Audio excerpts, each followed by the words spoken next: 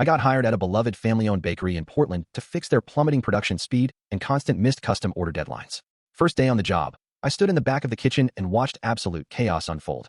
Line cooks sprinting across the room with dented metal buckets, bakers yelling for sanitation runners every time they needed a clean mixing bowl, and a line of 12-plus baking sheets stacked by the single tiny hand-wash sink, waiting 3+ hours to be scrubbed. It made zero sense. This was a $2 million a year bakery with a top-of-the-line, NSF-certified commercial dishwashing machine sitting right there, and used, covered in a dust sheet.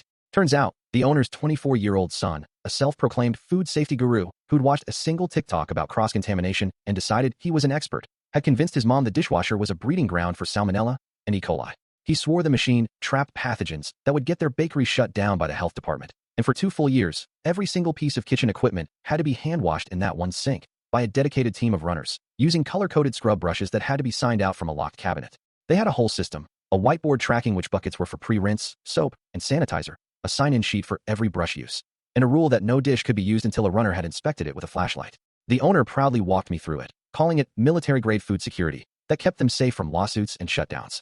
I didn't have the heart to tell her the health department actively requires commercial dishwashers for facilities this size, and her hand wash system couldn't hit the 180-degree sanitization temperature the law mandates. When I suggested firing up the dishwasher, she looked like I'd told her to serve raw chicken to toddlers.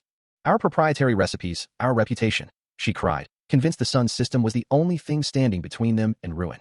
Instead of arguing, I put together a 10-page binder full of complicated-looking flow charts and fake microbiology jargon, calling the standard dishwasher cycle a pathogen elimination sequencing protocol. I added a fake sanitization verification progress bar to the machine's display, renamed it the Hardened Pathogen Neutralization Unit, and taped a little biohazard shield sticker to the front.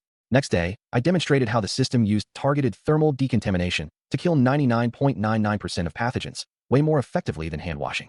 The staff cried when they realized they could get a clean mixing bowl in 90 seconds instead of 3 hours. Production speed doubled in a week, and they didn't get a single violation on their surprise health inspection. The owner was thrilled, but insisted we keep 2 full sets of scrub brushes and buckets locked in a closet as emergency backup sanitation. 3 months later, the son came in and nearly had a full meltdown when he saw the dishwasher running. He cornered me in the walk-in fridge, red-faced, screaming that I'd poisoned the entire kitchen. The owner overheard and proudly cut him off, saying, "Actually, he implemented our pathogen elimination sequencing protocol, which is way more advanced than your bucket system." The son left muttering about biofilm vulnerabilities and hasn't been back since. A year later, I still get texts every time the dishwasher has a minor error, asking if the pathogen elimination tunnels are still intact. And yes, those backup scrub brushes are still in the closet, untouched. Last Christmas, the owner gave everyone custom engraved scrub brushes with emergency sanitation team printed on them.